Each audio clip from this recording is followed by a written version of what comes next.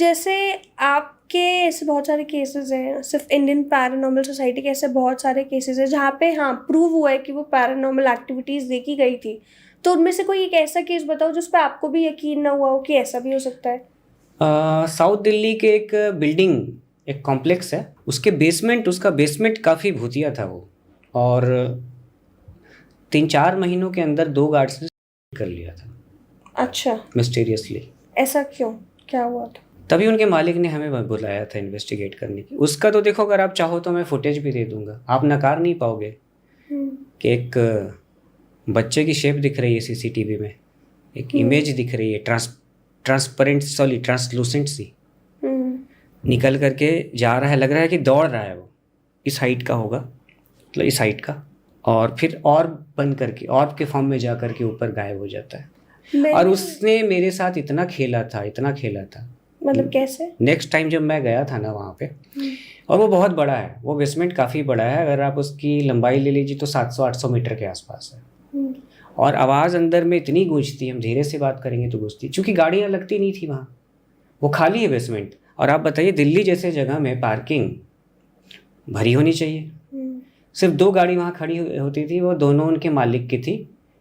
अब वो निकालते नहीं थे उस गाड़ी को, क्योंकि उनके पास ऑलरेडी बहुत सारी गाड़ियाँ थी बाहर में। अच्छा। वो उसको निकालते नहीं थे। ये तो किसी में हिम्मत नहीं था कि उस बेसमेंट के उस लेवल पे जाके उसको पार्क करें, निकालें।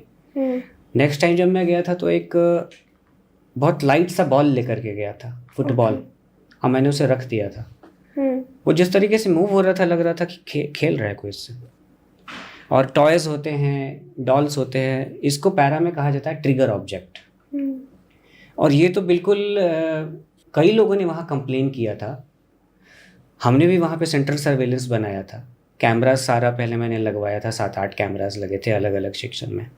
और जो सेंट्रल सर्वेलेंस था, जो देख रहे थे डीवीआर के पास, मैंने उनको इंस्ट्रक्शन दिया था कि एक एक टाइम कहाँ कहाँ किस कैमरे में क्या हुआ है नोट करते जाना, इसका हम फुटेज का एनालिसिस करेंगे बाद में। अच्छा।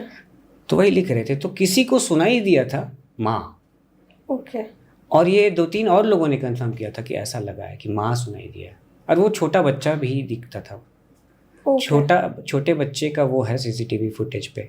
मेरे पास उसके बहुत सारे फुटेजेस हैं, स्पूकी फुटेजेस भी हैं कि हम, मतलब हमारे साथ जो शूट कर रहा था एक प्रोफेशनल टीवी ग्रुप भी था, और हम रिसर्च भी कर रहे थे, दोनों काम हम कर रहे थे। उन्होंने हमसे रिक्वेस्ट किया था कि हम इसको शूट करना चाहते हैं। तो क्या हुआ था उनके बंदे का, आप वो भी देख लीजिएगा। डरे थे कैसे वो। अच्छा, तो इसके बच्चे के पीछे कोई स्टोरी पता चली कि वो बच्चा वहाँ क्यों था? नहीं, कुछ स्टोरी पता नहीं लगी। हमने आसपास के लोगों से पूछा तो ज़्यादातर जो लोग थे वहाँ पे, और उस एरिया में ज़्यादातर जो है बाहर से लोग, स्टूडेंट्स आए हुए हैं, वो रेंट पे रहते, पीजीज वगैरह ज़्यादा है।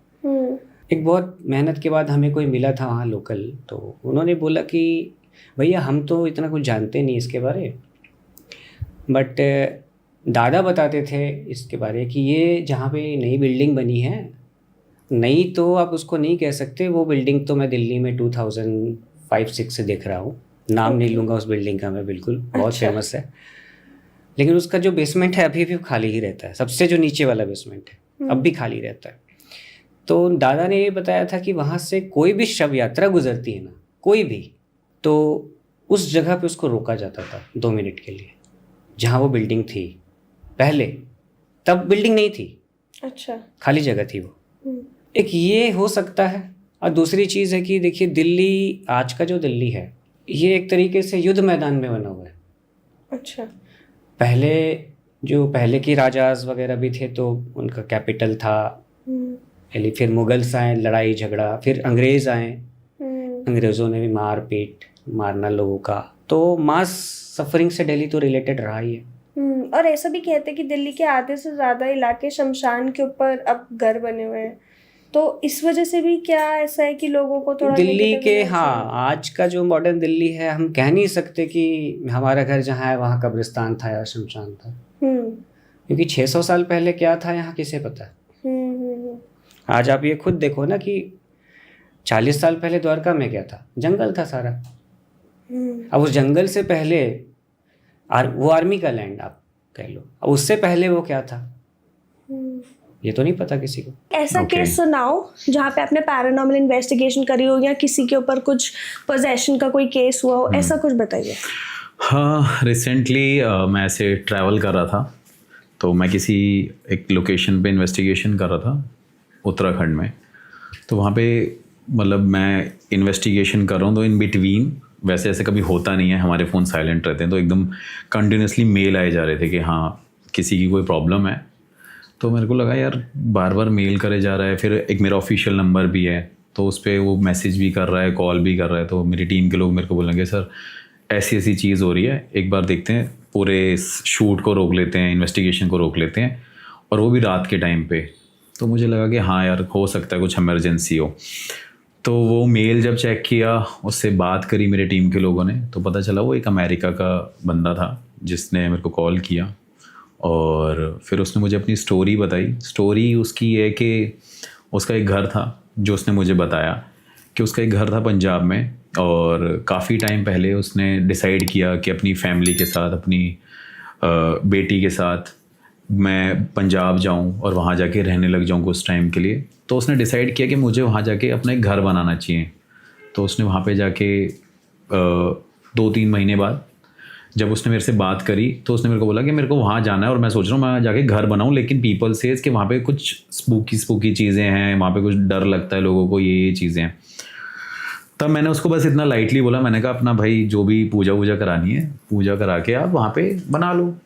तो मैंने उसे बस नॉर्मली सजेस्ट किया। तो उसने मेरे को बोला कि सही टाइम क्या होगा, सही चीज़ें क्या होगी। तो फिर मैंने उसे कंसल्ट करा दिया कि मैंने ये टाइम होगा, लेकिन उसने मुझसे पर्सनली उस जगह के बारे में कुछ शेयर नहीं किया। बस ये बताया कि पंजाब में एक ऐसी जगह पे एक घर है और मैं उसे रिकन्स्ट्रक्ट करना चाहता हूँ और ये ऐसी चीज़ें हैं। मैंने कहा ठीक है भाई, ये डेट है, इस टाइम पे आप बना सकते हो, ये सारी चीज़ें हैं। और ये स्टोरी मैंने अपने चैनल पे भी डाली हुई है, बट डीपली बातें मैं वहाँ पे नहीं बताता, पॉडकास्ट पे ज़्यादा बताता हूँ। तो मैंने उसको बोला कि ऐसी ऐसी चीज़ है भाई, ठीक है आप कर लेना। देन 2-3 महीने बाद वो अमेरिका से पंजाब गया। उसने डिसाइड किया कि ठीक है 6 मंथ का ऐसे मैं यहाँ पे टाइम लेके रहूँगा, बीच में आना जाना करता रहूँगा अमेरिका। वो गया, वहाँ पे उसने कंस्ट्रक्शन स्टार्ट कराई। ऑल्दो से ये पता था कि यहाँ पे कुछ ना कुछ नेगेटिव वाइब हैं, लेकिन एक्चुअली होता है ना कि मतलब मैं ऐसे किसी को वो नहीं करना चाहता। मोस्टली ऐसे लोग हैं जो बिलीव नहीं करते घोस्ट में, स्पिरिट्स में, उनको लगता है ये सब बकवास है। क्योंकि मेरा ये कहना है कि अनटिल अनलेस जब तक आप इन चीज़ों को देखोगे नहीं, महसूस नहीं करोगे, तब तक आपको ये लगेगा। वरना कई लोग ऐसे भी बोलते हैं कि हाँ भाई भगवान तो है, भूत नहीं होते, भगवान होते हैं। तो मैं कहता हूँ भाई भगवान भी है तो शैतान भी है, ये चीज़ें हैं, पॉजिटिव है तो नेगेटिव भी है। लेकिन वो नॉन बिलीवर थे एक्चुअली, बट उन्होंने बोला कि ऐसी चीज़ है कि यहाँ पे ऐसा बोला जाता है, लेकिन मैं इस चीज़ को मानता नहीं हूँ। बट मैंने आपकी वीडियोस देखी हैं, आपकी चीज़ें देखी हैं, आपके क्लाइंट्स के बारे में सुना है, तो क्या आप मुझे हेल्प कर सकते हो कि मैं किस टाइम पे इस जगह को कंस्ट्रक्ट करूँ? तो मैंने कहा ठीक है, मैं आपको कंसल्ट करा देता हूँ। और ये चीज़ें, अब वो नॉन बिलीवर तो था ही, उसने उस चीज़ पे बिलीव किया नहीं। थोड़े टाइम तक वहाँ पे कंस्ट्रक्शन होती रही, ऑलमोस्ट उसने एक घर को कंप्लीट कर ही लिया, और उसका बस इंटीरियर रह गया था, कुछ फर्निश्ड चीज़ें रह गई थी उसकी, जो कि उसकी कंप्लीट नहीं थी।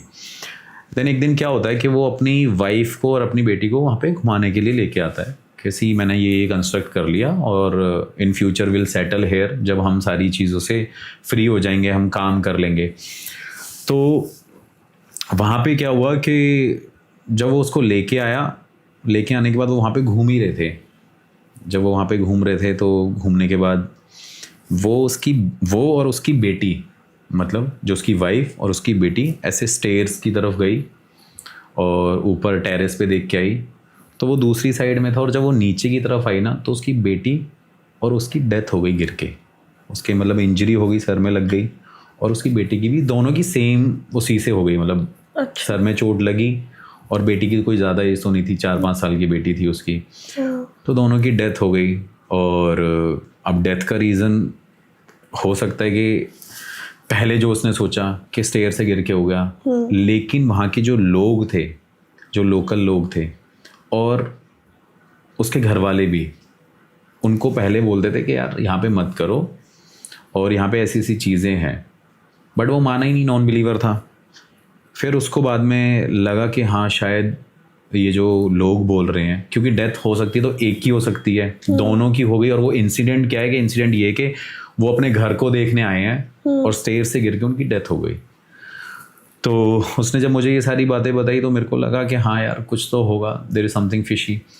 मतलब मैं ये अंदर मन में सोच रहा हूँ, लेकिन उसने फिर डिसाइड किया कि ऐसा हो सकता है, अब मुझे कुछ कराना चाहिए। फिर उसने किसी को कांटेक्ट किया, किसी एस्ट्रोलॉजर से भी पूछा, मेरे को भी कांटेक्ट किया, लेकिन मेरी तब उससे बात नहीं हो पाई थी। फिर उसने किसी और से भी कांटेक्ट किया, जैसे बाबा होते हैं और भी लोग होते हैं जो मतलब ये सब काम करते हैं। तो जब उन्होंने उससे पूछा तो उन्होंने बोला कि यहाँ पे कोई एंटिटी है जो रहती है और वो इस घर को बनना नहीं देना चाहती थी, और आपने ज़बरदस्ती इस घर को बनाया। अब इसकी बैक हिस्ट्री क्या है कि जब जब वो घर बन रहा था तो उस टाइम पे वो ये भी चैलेंज फेस कर रहा था कि उसके घर के बाहर कोई मटका रख के चला गया, कोई लेमन रख के चला गया, कोई चूड़ियाँ रख के चला गया, कोई डॉल बना के रख के चला गया, और खून के छींटे भी उसके घर के बाहर रहते थे। लेकिन वो ही नॉन बिलीवर, नहीं मानना भाई ऐसी चीज़ है ही नहीं।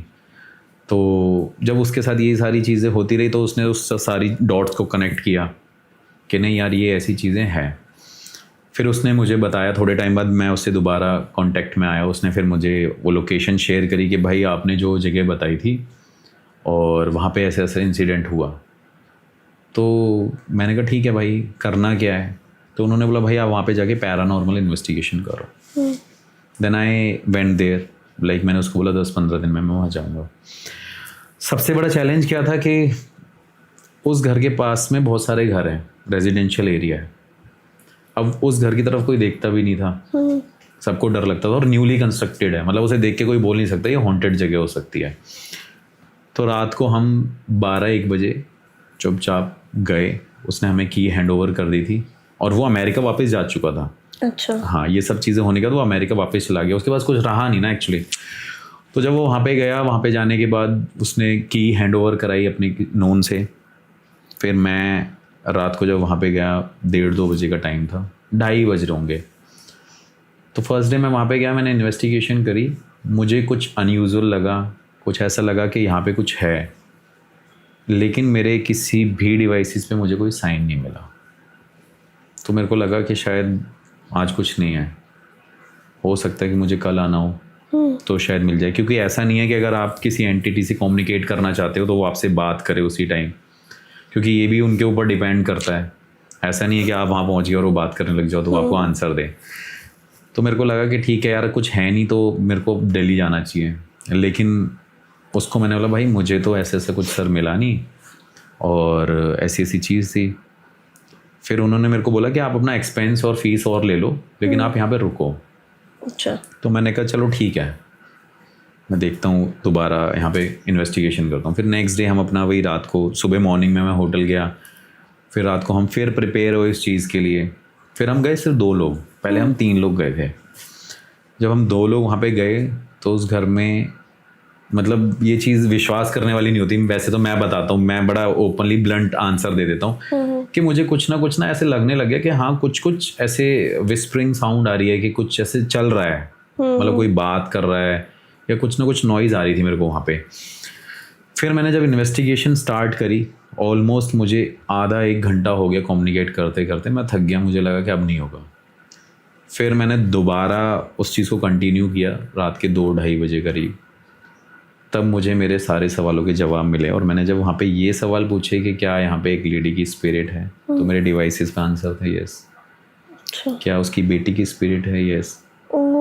फिर मैंने ये भी सवाल पूछे कि यहाँ पे और भी स्पिरिट्स थी जिस वजह से ये सब आपके साथ हुआ, तो उसने बोला यस। ये उन्हीं की फैमिली की स्पिरिट वहीं अटक गई, वहाँ पे अटक गई है, जिस वजह से वो और चीज़ें वहाँ पे ज़्यादा हो गई हैं, हॉन्टेड चीज़ें हो गई हैं। अब सबसे बड़ी चीज़ क्या थी कि वहाँ के जो लोकल लोग थे उनका ये कहना था कि हमें रात को यहाँ पे चीखने रोने की आवाज़ें आती हैं। अब कई लोग बोलते हैं नहीं भाई ऐसा नहीं होता, हमें नहीं, हमारे साथ नहीं हुआ या ऐसा नहीं होता। अब ये भी डिपेंड करता है एंटिटी के ऊपर कि भाई उसने रोना है, चीखना है, चिल्लाना है या शांति से वहाँ पे रहना है। अब मोस्टली क्या होता है कि जहाँ पे लाइट्स होती है, म्यूज़िक होती है, तो वहाँ पे ये चीज़ें नहीं एग्जिस्ट कर पाती हैं। तो उन्हें एक डार्क प्लेस चाहिए जहाँ पे वो अपने आप को रख सके, रह सके। तो जब मैंने ये सारे सवाल पूछे, मुझे सारे सवालों के जवाब मिले। और मुझे ये फील होने लग गया कि यार यहाँ पे ना ये जो एंटिटीज़ है ना ये काफ़ी स्ट्रॉन्ग हो गई है, क्योंकि जब एक बच्चे की आत्मा होती है ना वो ज़िद्दी बहुत होती है। आप देखते हो बच्चा बचपन में ज़िद करता है कि मुझे ये चाहिए, मुझे यहाँ जाना है, मुझे ये करना है, तो वो भी काफ़ी ज़्यादा ज़िद्दी थी। तो मतलब मुझे लग गया कि हाँ यहाँ पे कुछ शायद मेरे ऊपर भी अटैक ना करें। अटैक इन द सेंस ऐसा नहीं है कि कुछ कर देंगे, कहीं ना कहीं ये चीज़ ना आपके सर में दर्द लाती हैं या आपको फॉलो करती हैं, डिस्टर्ब करने लग जाती हैं। तो मैंने ऐसे इन्वेस्टिगेशन करी, कुछ सवाल और भी पूछे कि आप अपने लाइक हस्बैंड को मिस करते हो, ये सारी चीज़ें। तो मुझे उस सब चीज़ों के जवाब मिले। तो जवाब मिले, फिर थोड़ी देर बाद मैं वहाँ से निकल गया और वहाँ का टेम्परेचर चेंज हो चुका था। जो नॉर्मल टेम्परेचर था वो नहीं था वहाँ का, और वहाँ पे कुछ नॉइज़ आ रही थी।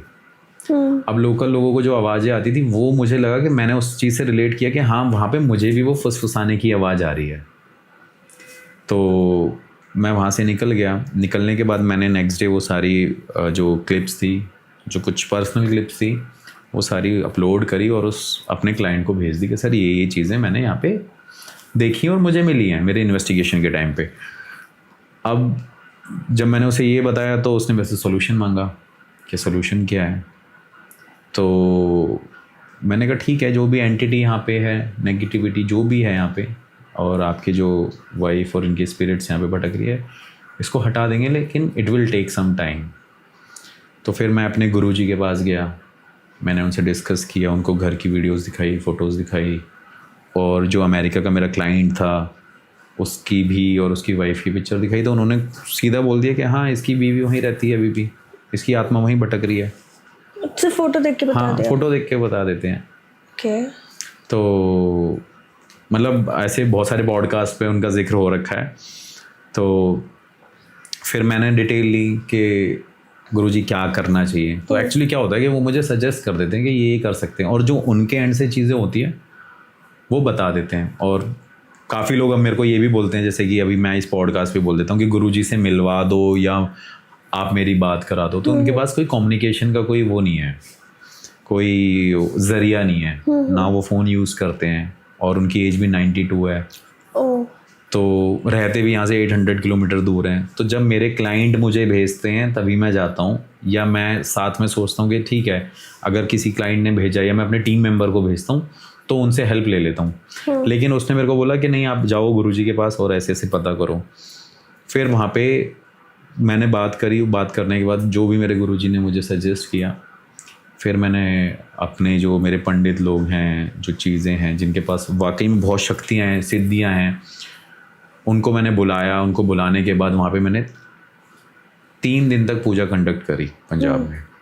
मैं भी वहाँ पे था, और आप बिलीव नहीं करोगे कि 3 दिन तक वहाँ पे जो पूजा चली है, मतलब वो नॉर्मल पूजा नहीं होती है। मतलब उसको शायद हम नॉर्मल लोग देख भी नहीं सकते वो चीज़ें क्या होती हैं, वो हमारे मतलब सोच से भी परे हैं चीज़ें। तो वो जब पूजा कराई तो 3 दिन के बाद उन्होंने मेरे को बोला कि आप हफ्ते 10 दिन बाद यहाँ पे फिर आना। और मैं तो चैलेंज देके बोल के गया था कि मैं इसको हटा दूंगा, आप उस चीज़ की टेंशन मत लो। क्योंकि पहले तो ये था कि इन्वेस्टिगेशन ही करनी थी, लेकिन हम लोगों ने ना बाबा बना दिया कि लोगों ने ऐसे बोल दिया कि नहीं ये सब कर सकता है। ठीक है, शायद गॉड ये चाहता है या लोगों का सपोर्ट है।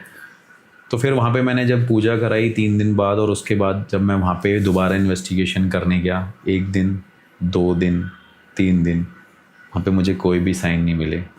फिर वहाँ के लोगों ने भी देखा कि यहाँ पे अगर ये पूजा वूजा हो रही थी तो शायद चीज़ें नॉर्मल हो गई हैं। फिर वो बंदा वहाँ से अमेरिका से होके आया, वो मेरे से आके मिला। उसने मुझे मतलब खुद बोला कि जब वो अंदर गया, एक होता है ना आप किसी नेगेटिव एक प्लेस पे जाते हो, मतलब जहाँ पे एंटिटी एग्जिस्ट करती है या कहीं नेगेटिविटी है, राइट। तो जब आप एंटर करते हो ना तो एकदम सडनली आपको फील होने लग जाता है कि हाँ देयर इज समथिंग फिशी, कुछ ना कुछ नेगेटिव है। वो कह रहा है कि भाई जब मैं पहले यहाँ पे था और अब यहाँ पे हूँ, यहाँ की वाइब बहुत डिफरेंट है। यहाँ पे मुझे हैवीनेस फील नहीं हो रही, वरना उसे ऐसा लगता था कि उसके ऊपर कुछ ना कुछ आ गया है, उसके ऊपर कुछ बैठ गई है चीज़ें। और सबसे बड़ी चीज़ ये भी थी, भले ही वो पंजाब में घर बना रहा था, लेकिन जब वो अमेरिका में रहता था तो उसके बॉडी पे मार्क्स पड़ते रहते थे। वहाँ पे भी वहाँ पे भी इतनी दूर? I show you the picture so that आप उसे वेरीफाई कर पाओ, वरना ये वीडियो कट कर देना अगर मैं झूठ बोलूँ तो क्योंकि मैं हमेशा एविडेंस पे बात करता हूँ, मैं कभी ऐसे नहीं, मैं स्टोरी टेलिंग तो अलग चीज़ हो गई है, लेकिन मैं एविडेंस पे बात करता हूँ जब मैं किसी केसेस से डील कर रहा होता हूँ तो उसको वो मार्क्स पढ़ने लग गए और जब वो वहाँ से थोड़े टाइम बाद आया तो वो भी ठीक हो गया। अब मार्क्स नहीं पढ़ रहे? हाँ, मार्क्स नहीं पढ़ रहे और वो घर भी नॉर्मल हो गया। फिर मैंने उसे गुरुजी से रक्षा कवच बनवा के दिया जो मैं खुद वेयर करता हूँ। अच्छा। हाँ, और जब ऐसी लोकेशंस पे जाता हूँ या कुछ ऐसी चीज़ होती है, किसी कोई पोजेस्ड होता है, तो फिर जब उसको लगा कि हाँ यार चीज़ें नॉर्मल हो गई और उसके नेबर को भी लगा कि अब यहाँ पे ऐसा कुछ भी नहीं है, तो ये मेरा एक केस था पंजाब का, जो अमेरिका से पंजाब आया, पंजाब से फिर उसने ये चीज़ें करी और ठीक है। एक बहुत ही फेमस केस था कड़काडूमा केस, जो आईपीएस ने कवर करा था और ये मतलब काफ़ी हफ्तों तक न्यूज़ चैनल में भी बहुत फेमस था और आज तक इसकी यूट्यूब पे भी बहुत वीडियोज़ है। पर इसके पीछे कुछ कंट्रोवर्सी भी है और कुछ ऐसी बात भी है जो अब तक किसी को नहीं पता। आप उसके बारे में थोड़ा बताओगे?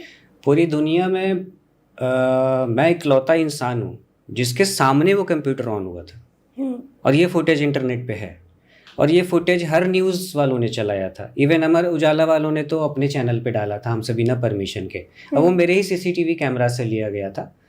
हम पहले हमारा एक ऐसा मोड ही होता है कुछ काम, जब हम इन्वेस्टिगेट करते हैं तो अपने इक्विपमेंट्स ले जाते हैं, उसमें सीसीटीवीज भी होते हैं, नाइट विज़न खासकर। ये बहुत इंपॉर्टेंट एस्पेक्ट है पैरा का। और अफवाह तो थी भूत प्रेत की, और जो डर का माहौल था ना कोर्ट में, वहाँ पे जितने भी वकील थे जिस तरीके से डरे हुए थे, डर क्या होता है उस रात मैंने महसूस किया था उनके चेहरों को देख करके। उनके चेहरे को देखकर मुझे डर लगा था कि डर क्यों रहे हैं। यहाँ पे मैं एक थोड़ा सा बैकग्राउंड बताना चाहूँगी इस केस का। हुआ ये था कि कड़काडूमा कोर्ट में क्या हो रहा था कि बहुत सारे कंप्यूटर्स ऐसे थे जो खुद से चल रहे थे, बंद हो रहे थे, और बहुत और ऐसी पैरानॉर्मल एक्टिविटीज। रात को 12 बजे अचानक कुछ कंप्यूटर्स, हाँ रात के 12 बजे एग्जैक्ट रोज होता था ऐसा, ऑन हो जाते थे और 5 मिनट के बाद ऑफ हो जाते थे। तो इसकी वजह से सबको लगा कि यहाँ पे शायद कोई भूत प्रेत या कुछ इसकी वजह से वहाँ पे पहले कुछ लोगों ने उनको नेगेटिविटी फील हुई, डर एहसास हुआ जो वहाँ काम करते थे। राइट। फिर उन्होंने, किसी ने बोला कि भाई ये कोई इस तरह की ऊपरी ताकत है कर रही है। उन्होंने किसी को बुलाया, कोई तांत्रिक पंडित को। उन्होंने ये कह दिया कि कोई खतरनाक आत्मा है जिसके साथ नाइंसाफ़ी हुई है कोर्ट में। अच्छा। वो बहुत ज़्यादा डर गए और फिर न्यूज़ चैनल्स वालों ने कवर करना शुरू किया। एक न्यूज़ चैनल है, नाम नहीं लूँगा मैं चैनल का, उनका कैमरा मैन वहाँ शूट करते करते गिर गया था, उसे सर पे चोट लगी थी। ओके। ये भी थोड़ा सा जो है, ये और भी ज़्यादा थोड़ा गरम मसाला हो गया केस में। डर का माहौल हो गया था वहाँ पे। बाकी अब इसके आगे क्या पूछना चाहते हो, पूछो। इसके बाद जैसे आपने बोला कि आप वो इकलौते थे जिनके सामने वो कंप्यूटर खुला था, तो फिर आपने क्या इन्वेस्टिगेशन करी, फिर क्या उस चीज़ का एक सलूशन? देखिए, जो माहौल उस वक्त चल रहा था, और था तो मैं भी डबल माइंड कि यार ऐसा कैसे हो सकता है। भूत प्रेत में मैंने इतना इन्वेस्टिगेशन किया है, मैं भानगढ़ तब तक जा चुका था, कुलधरा जा चुका था। मैंने कहा कड़काडूमा में ऐसा क्या है कि ये कंप्यूटर भूत प्रेत ऑन कर दे रहे हैं। और चूँकि मैं बिलोंग करता हूँ IT एंड इलेक्ट्रॉनिक लाइन से ही, I am Microsoft certified system engineer also. Nice. तो मेरा दिल्ली में जब करियर स्टार्ट हुआ था तो ये कंप्यूटर्स एंड ये इन सब के बीच ही हुआ था। ऐसा कभी कुछ केस हुआ नहीं। मैंने कहा ये कैसे हो सकता है, ये भूत प्रेत, और ये ऑन भी करेंगे तो क्यों करेंगे। करेक्ट। कंप्यूटर ऑन है, उसके ऊपर कुछ हल्की डिस्टर्बेंस हो जाए, फ्लिकरिंग हो जाए कुछ, ये देखिए ये कैपेबल, ये भी मैं बाद में समझा दूंगा आपको, एक इसका अलग से रखना आप कि किस तरीके से इंटरेक्ट करते हैं। तो मैं डबल माइंड में था, मुझे लगा कि ये नहीं होगा। फिर लगा कि अगर आज ही मेरे सामने कंप्यूटर ऑन होता है, और उस कमरे के अंदर किसी और को गौरव ने अलाउ नहीं किया था अंदर रहने के लिए, टीम के किसी भी मेंबर को। सारे बाहर स्क्रीन पे देख रहे थे क्या चल रहा है अंदर, हमने बहुत सारे कैमरा लगाए। मैं बैठा हुआ था और मोबाइल फ़ोन ऐसे ले करके मैं बैठा हुआ था, रिकॉर्ड देखा कि जैसे 11:55 हो गया। अब मैं एक्सपेक्ट कर रहा था, और थोड़ी दिल की धड़कनें मेरी तेज़ तो हुई थी, जैसे जैसे 57, 58, 59, 12 होते ही मैंने देखा कि सारे कंप्यूटर का लाइट अपने आप पहले ब्लिंक, जैसे कंप्यूटर बीप करता है, सारे मॉनिटर ऑन हो गए। दौड़ करके मैं गया देखने। मुझे ये लगा था कि स्क्रीन पे जैसे नॉर्मल कंप्यूटर स्टार्ट होता है तो बायोस आता है, करेक्ट, कि कौन सा CPU, कितना रैम है, क्या है। मुझे लगा था कुछ मैसेजेस आएंगे कि मैं तुम्हें मार दूंगी, अच्छा, जैसे मूवीज में दिखाते हैं। हाँ, खून भरी मांग, इस तरह का कुछ। लेकिन ऐसा कुछ भी हुआ नहीं वहाँ पे, नॉर्मल मुझे स्क्रीन दिखा। ओके। और फिर इस पे हमने और भी डिटेल्ड इन्वेस्टिगेशन किया। तो फिर बाद में ये पता चला कि वो पैरानॉर्मल था, नहीं था, क्या एंड बाद में मैंने उसमें ये इन्वेस्टिगेट किया कि उसके जो जितने भी मदरबोर्ड्स थे वो बीपीओज में यूज़ होने वाले कंप्यूटर थे, स्पेशल ग्रेड के, अच्छा, जो कभी इन्होंने खरीदे होंगे। ओके। उसमें एक शेड्यूल मेंटेनेंस होता है जो अपने आप ऑन हो जाता है। लाइक दिन भर किसी कंपनी में काम हुआ, 8 बजे तक काम हुआ, रात के 8 बजे तक काम हुआ, अब उनको अलग से क्या है कि एक बंदा रखना पड़ेगा उसको मेंटेन करने के लिए। करेक्ट। अब सारे दिन कंप्यूटर चलना है, सुबह 7 बजे से वो ऑन होना है, रात को 8 बजे ऑफ होना है। और जितनी कॉलिंग वॉलिंग ये जो होती है कॉल सेंटर्स की, इसमें इन्वॉल्वमेंट रहता है इन कंप्यूटर्स का। तो एक शेड्यूल मेंटेनेंस का मतलब ये होता है कि जैसे आपके पास बहुत सारा कंप्यूटर है और आप नहीं चाहते हो कि मैं अलग से कोई एक स्टाफ रखूँ इसके लिए, इसको मेंटेन करने के लिए, तो शेड्यूल मेंटेनेंस में जैसे एंटीवायरस अपडेट होना, डीफ्रैगमेंटेशन होना, हार्ड डिस्क ऑप्टिमाइज्ड रहे, वो एक टाइमिंग होती है, अपने आप कंप्यूटर ऑन होगा, सब कुछ ठीक करेगा, स्कैन करेगा, फिर वो बेचारा अपने आप 5 मिनट बाद ऑफ हो जाएगा। ओके, तो ये कोई पैरानॉर्मल एक्टिविटी नहीं, मतलब आईटी की कोई दिक्कत थी, आईटी का कुछ शेड्यूल system मेंटेनेंस का ऑन था, टेक्निकल एरर था। मतलब इससे रिलेटेड कोई और केस बता दो या तो। हाँ, इससे रिलेटेड एक केस है। तो वो लेडी जयपुर में रहती थी, उसने किसी दूसरी कास्ट में शादी करी। शादी करने के बाद जब वो उसके पास आई, मतलब उसके हस्बैंड के घर गई, तो हस्बैंड के घर जाने के बाद उसकी फैमिली वालों ने उसे मतलब लाइक नहीं किया, रिस्पेक्ट नहीं दी, उल्टा सीधा बोलना। थोड़े टाइम बाद क्या हुआ कि वो उसको मारने भी लग गए। अच्छा। हाँ, ऐसी चीज़ें होने लग गई। और भी चीज़ें हैं, वो मैं ऑफ द कैमरा बताऊंगा, ऑन कैमरा नहीं बोल सकता। इतना वो है। हाँ, इतना वो है कि आप बिलीव ही नहीं करोगे, वरना ये तो लोग तो मुझे गालियाँ देंगे इस पॉडकास्ट से, अरे भाई झूठ बोल रहे हो। ठीक है। तो मतलब उसके साथ कहीं ना कहीं उसके साथ गलत करते रहे उसके फैमिली वाले। तो आप बिलीव नहीं करोगे उस लेडी ने क्या किया, उसने उसके अपने हस्बैंड को बोल दिया कि मैं अब ये बर्दाश्त नहीं कर पाऊंगी, मैं अब इनको सबक सिखा के रहूँगी। तो उसके हस्बैंड ने काफ़ी उसको बोला कि गलती हो गई है, ये चीज़ें हो गई है। उसने बोला या तो हम सेपरेट हो जाते हैं या ये समझ जाएं तो ज़्यादा बेटर है। इन बिटवीन क्या हुआ कि जब एक औरत परेशान होती है ना, तो फिर ऑल्दो एक औरत सच में बहुत पावरफुल चीज़ है, मतलब पावरफुल होती है आदमियों से भी ज़्यादा। अगर वो अपनी हट पे आ जाए तो उसके सामने कोई भी नहीं टिक सकता। उसने ये सब कुछ बर्दाश्त तो किया, लेकिन उसके बाद क्या हुआ कि उसने कहीं से ऐसी कोई क्रिया सीख ली, और क्रिया सीखने के बाद उसने क्या किया कि वो अपने पीरियड के ब्लड से ही कुछ जो भी जादू वादू उसने किया। आप बिलीव नहीं करोगे कि उसकी फैमिली के लोग मतलब उसके नौकर बन के रह गए, मतलब पूरे वश में आ गए। पूरे वश में आ गए। और देखो, वशीकरण अलग चीज़ है। अच्छा। मैं कह रहा हूँ वशीकरण कभी गलत नहीं होता, लेकिन जब तक उसका वे अच्छा ना हो। जैसे किसी का रिलेशन ख़राब हो रहा है तो वो ठीक हो रहा है वशीकरण से, वो ठीक है। मतलब मेरे पास ऐसे बहुत सारे लोग आते हैं, अब हस्बैंड वाइफ आते हैं, कपल्स आते हैं, बहुत सारी चीज़ें आती हैं। लेकिन ये भी डिपेंड करता है, ये हर किसी पे अप्लाई नहीं हो सकता, क्योंकि किसी के अगर स्टार स्ट्रॉन्ग है, कोई धर्म से बहुत ज़्यादा जुड़ा है, कोई भक्ति में ज़्यादा रहता है, तो उसके ऊपर इतनी जल्दी अप्लाई नहीं होता। उसने उनको नौकर बना दिया।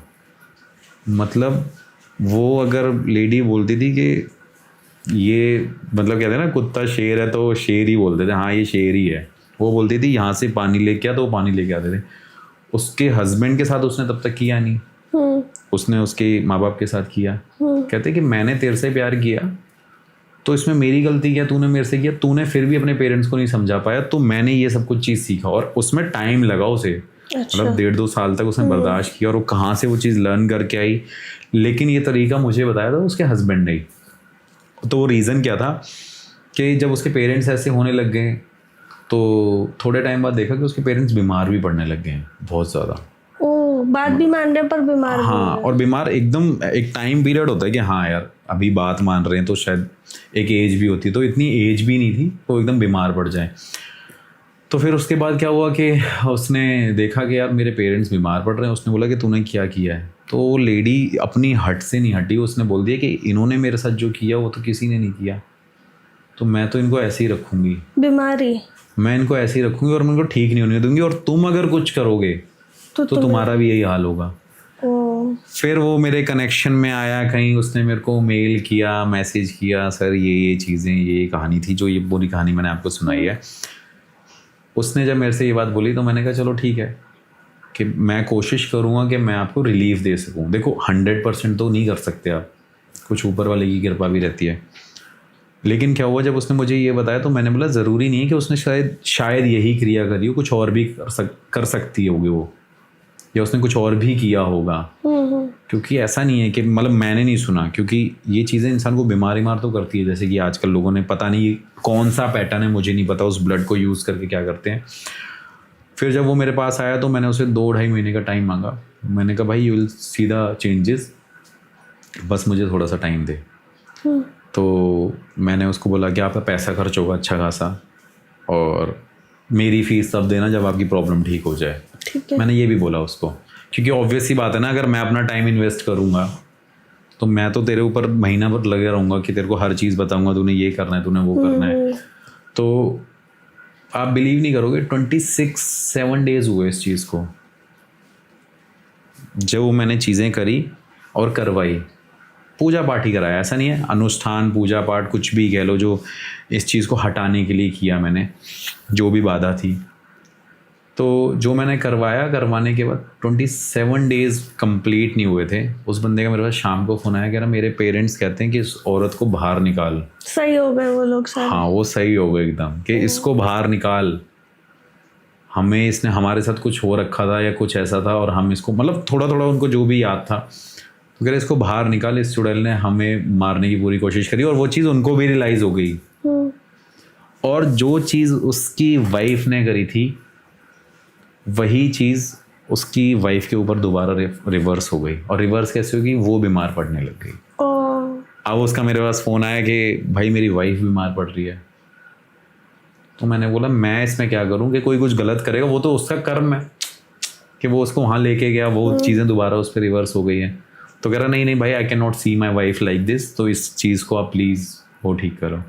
मैंने कहा भाई उसका ना एक लेसन है बस, जो उसे मिलेगा, होगा कुछ नहीं उससे। फिर मैं एक और सवाल पूछना चाहूँगी, जैसे अभी हाल ही में एक बहुत ही कंट्रोवर्शियल केस हुआ था, एक बहुत बड़ा केस हुआ था जो सुशांत सिंह राजपूत का था। तो बहुत ऐसे लोग बाहर निकल के आ रहे थे जो बोल रहे थे कि उन्होंने सुशांत सिंह राजपूत की स्पिरिट से बात करी है, उनसे पूछा है कि कैसे उनका मर्डर हुआ या सुसाइड हुई या जो भी हुआ। तो आपको क्या लगता है कि ये पॉसिबल था कि नहीं था, उन्होंने सच में करी है कि नहीं? सुशांत सिंह की आत्मा से बात अगर कोई कर सकता है तो या तो वो उसके घर वाले कर सकते हैं, जो भी उनके नियर एंड डियर रिश्तेदार थे वो कर सकते हैं। मैं नहीं कर सकता, मैं कभी उनको जानता नहीं, कभी देखा नहीं था। हमारा भी एक वीडियो है जिसको लोगों ने मिस्टेकनली समझ लिया कि मैं सुशांत सिंह राजपूत से बात कर रहा हूँ। वीडियोज उसके ऊपर है, वीडियो उसके ऊपर है कि क्या उसका था है पैरा ही, लेकिन मैं वहाँ बात नहीं कर रहा था। अब ये भी मैं बताता हूँ, जनरली जो इंसान होता है, जिंदा होता है, वो किससे बात करेगा? वो तो बात करने में इंटरेस्ट रखता है जिसको वो जानता है, या कोई उसका दोस्त है, या कोई उसका रिलेटिव है, या जिससे जुड़ा हुआ है। वो अननोन से क्यों बात करेगा? करेक्ट।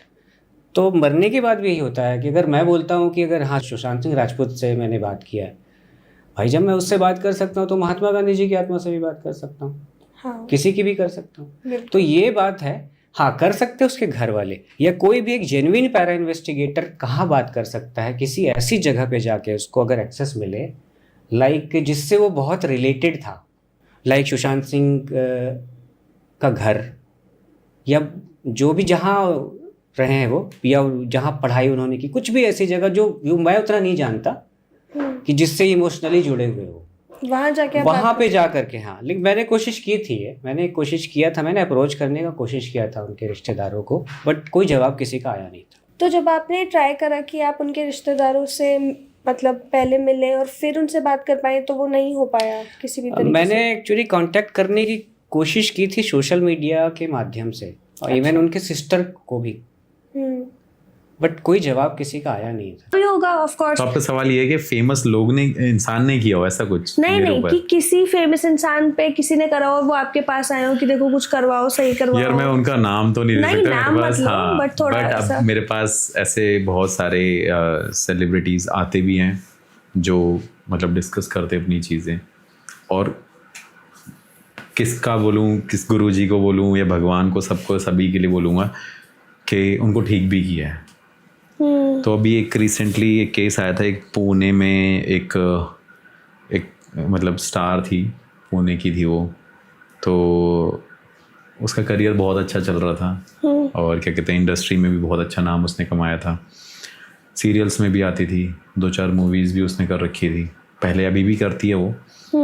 तो उसका करियर बहुत सही चल रहा था, शादी भी उसने कर ली थी, शादी भी एक एक्टर से करी थी। तो ये सब चीज़ें होती रही, सब कुछ सही चलता रहा, लेकिन इन बिटवीन उसका क्या हुआ कि उसका जो करियर था वो एकदम ऐसे डाउनफॉल जो उसका आया ना वो ऐसा आया, और उसको नशे की आदत लग गई।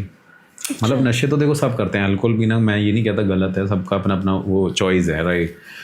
तो उसको वो आदत पड़ गई, आदत पड़ने के बाद वो और चीज़ों में डीपली जाती रही, उसने अपना ध्यान नहीं रखा। तो उसके हस्बैंड ने मुझे कांटेक्ट किया कि सर ऐसी ऐसी बात है and will pay you the double amount. अच्छा, पर ठीक करा दो आप। तो मैंने उनसे बोला कि सर देखो डबल अमाउंट की तो बात तब करी जाएगी जब मुझे केस के बारे में एग्जैक्ट पता चले कि है क्या। तो करने वाला भी कोई सेलिब्रिटी ही था, मतलब जब पता चला कि हाँ उसी की कोई फ्रेंड थी, क्योंकि होता है ना कि आप अपने साथ के बंदे को राइज करते हुए नहीं देख सकते।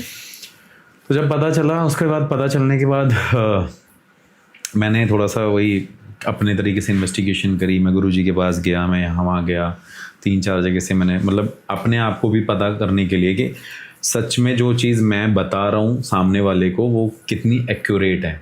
तो जब कई बार ऐसा क्लाइंट मेरे पास आता है या इस लेवल का, मेरे पास पॉलिटिशियंस भी आते हैं, मेरे पास IAS ऑफिसर्स भी आते हैं, बहुत सारे लोग आते हैं जिनकी प्रॉब्लम सॉल्व करता हूँ। और ज़रूरी नहीं है प्रॉब्लम के लिए कोई आए, किसी को कोई पूजा करानी है, कुछ कराना है, कोई चीज़ें करानी है, तो वो उसके लिए भी मेरे पास लोग आते हैं। तो जब मैंने वो पूरा फिगर आउट किया ना, तो मुझे पता चला कि एग्जैक्टली कि इसको मतलब उस लड़की का पूरा करियर, उसकी हेल्थ सब ख़राब करने के लिए उस पर मारण, उच्चाटन, सारी चीज़ें, सारी क्रियाएं यूज़ कर रखी है। तो ये मारण उच्चाटन क्या है? मारण ये होता है, मारण, बंधन, ये सारी ये होती है कि किसी का काम रोक देना, किसी के हेल्थ को कर देना। मतलब देयर आर 3-4 टाइप्स ऑफ मारण, उच्चाटन, बंधन, मुटकरनी क्रिया। तो ये क्रियाएं होती हैं। इसमें क्या होता है, किसी को किसी के बिजनेस को रोक देना, और ऐसा होता है कि 2 भाई हैं या 2 फ्रेंड हैं, उसमें से एक का बच्चा राइज कर रहा है तो उसको कंट्रोल में करना। जैसे होता है ना कि यार स्कूल में टॉपर हुआ है, ये फर्स्ट आया है, तो उसको वो कर देना, या उस बच्चे को परेशान कर देना, वो बच्चा मतलब पढ़ ही ना पाए, उसका करियर ख़राब हो जाए, किसी को मारने के लिए, किसी को अपने कंट्रोल में करने के लिए। तो बहुत सारी चीज़ें हैं वो, मतलब अभी इसको बताऊंगा तो मतलब वैसे तो मैं सबको एक एक वो कर सकता हूँ, लेकिन वो बड़ा हो जाएगा। ठीक है राइट। तो ये एग्जाम्पल है। तो जब पता चला तो उसमें ये हुआ कि हाँ यार इसको मतलब इसका करियर और इसकी चीज़ें, उसकी हेल्थ, ये सब उसकी ख़राब होती जा रही थी। और जो वो चीज़ें कर रही थी वो उसकी चॉइस नहीं थी, करवाया जा रहा था।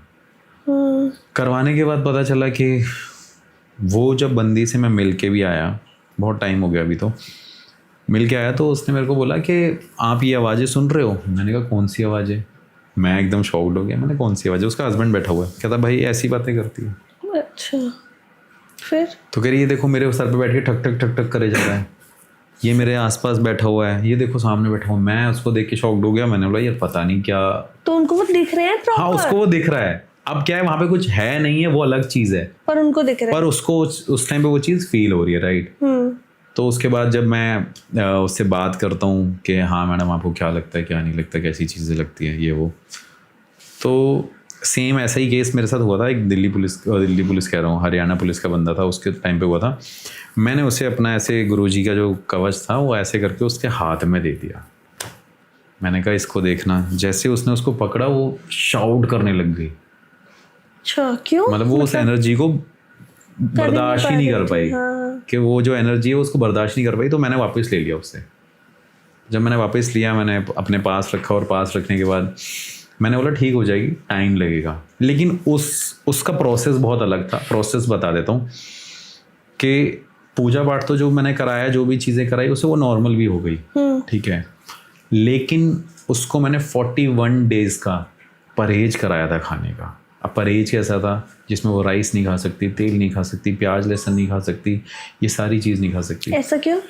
क्योंकि मैं उसको अपने एक और गुरुजी के पास लेके गया था, उन गुरुजी के बारे में मैंने कभी डिस्कस नहीं किया, उनके पास लेके गया था। उनका सीधा एक ही उपाय है कि आपने जो पूजा पाठ करा है वो तो अलग चीज़ है, आप उनके 41 दिन की ये चीज़ों को फॉलो कर लो और फॉलो करने के बाद आपको रिजल्ट मिल जाते हैं, जिसमें कुछ ही उनका पैसा खर्च होता है, ज़्यादा पैसा नहीं खर्च होता। बाकी बस मेन ये है कि मेरे को लेके जाने का पैसा खर्च हो जाता है, क्योंकि भाई मैं वहाँ जाऊँगा आऊँगा और मेरे थ्रू ही वो मिल सकते हैं, राइट।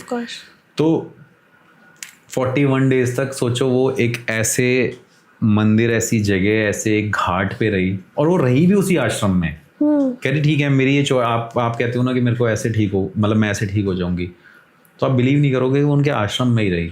और ऐसा नहीं है वो क्या कहते हैं अलग, वहाँ पे बहुत सारा मतलब एकदम ओपन आश्रम है, आप सामने अपना होटल में रह सकते हो जाके, लेकिन आपको सुबह जब पूजा होगी तब आपको वहाँ पे प्रेजेंट होना है।